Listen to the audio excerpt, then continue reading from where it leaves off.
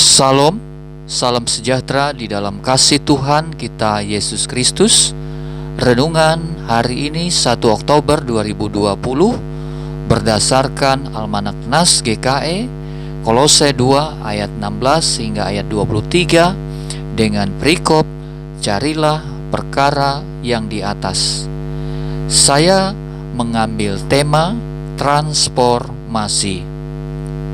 Saudara-saudara yang diberkati di dalam Tuhan Yesus Kristus, orang percaya adalah orang yang mengalami transformasi hidup dari hidup lama kepada hidup baru dalam Kristus Yesus.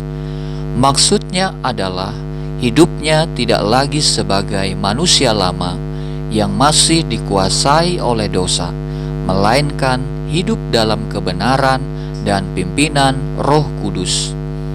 Ketika manusia lama masih berkuasa, keinginan daging masih merajalela. Manusia tidak tahu membedakan mana yang baik dan yang salah. Mata hati manusia dibutakan dan manusia lama tersebut tidak melihat cahaya kebenaran Injil yang Allah dalam Yesus Kristus sudah menyatakannya. Pada perikop firman Tuhan hari ini di dalam surat Paulus kepada jemaat di Kolose 2 ayat 16 hingga ayat 23, Rasul Paulus mengingatkan jemaat di Kolose agar tetap berpegang teguh kepada kepala, yaitu Yesus Kristus yang telah mengikat dan mempersatukan jemaatnya, yang mana jemaat Tuhan mengalami pertumbuhan ilahinya.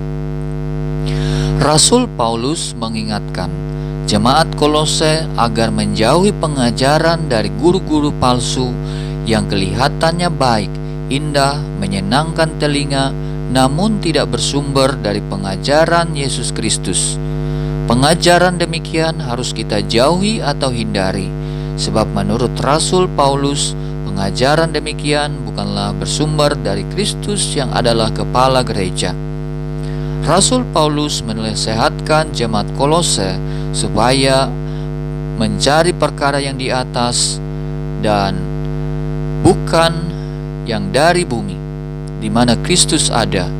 Kolose 3 ayat 2. Roma 12 ayat 2 mengatakan, janganlah kamu menjadi serupa dengan dunia ini, tetapi berubahlah oleh pembaharuan budimu, sehingga kamu dapat membedakan manakah kehendak Allah, apa yang baik, yang berkenan kepada Allah, dan yang sempurna. Demikianlah renungan firman Tuhan pada hari ini. Kiranya renungan firman Tuhan ini memberkati saudara-saudara. Amin. Renungan ini akan kita tutup di dalam doa. Ya Tuhan, ajarkanlah kami untuk tetap berpegang teguh kepada kepala, yaitu Yesus Kristus yang telah mengikat dan mempersatukan jemaatnya, yang mana jemaat Tuhan mengalami pertumbuhan imannya. Jauhilah kami dari pengajaran-pengajaran yang menyesatkan, dari guru-guru palsu yang pengajarannya kelihatannya baik, indah, menyenangkan telinga, namun tidak bersumber dari pengajaran Yesus Kristus. Di dalam Kristus Yesus kami berdoa. Amin.